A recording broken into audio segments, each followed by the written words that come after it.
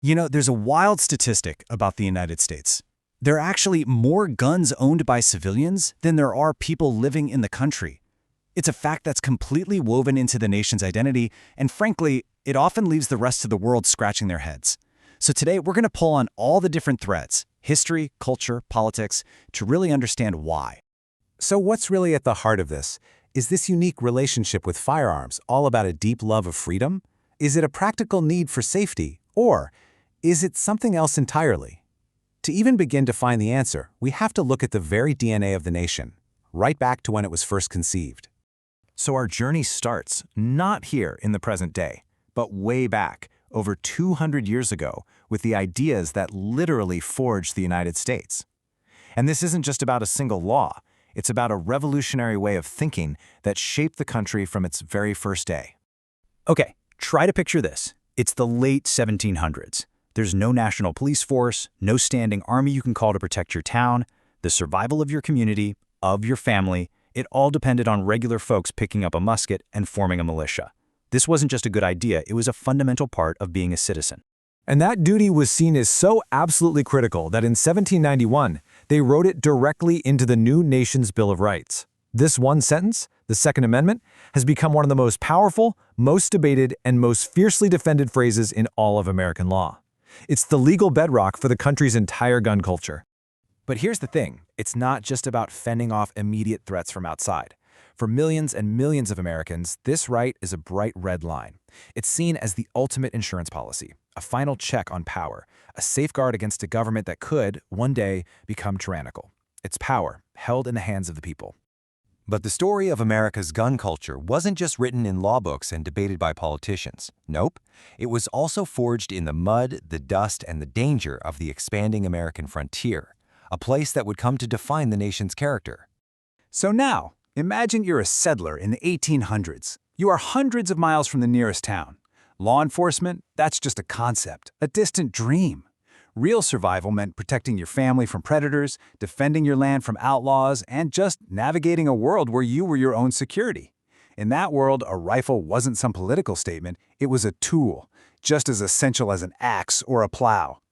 And that's where you see the shift happen. This practical tool for survival started to represent something much, much deeper.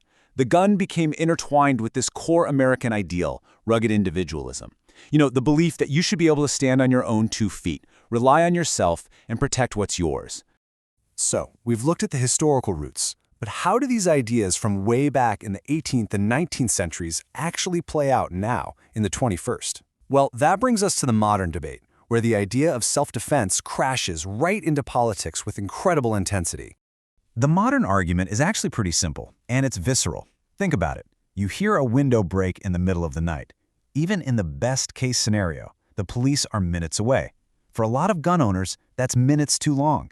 A firearm, from this point of view, is the only thing that guarantees immediate protection.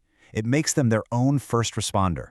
And this very deeply held belief, it fuels one of America's most polarized debates. On one side, you have gun rights supporters, championed by powerful groups like the NRA, who see ownership as a fundamental right that cannot be touched.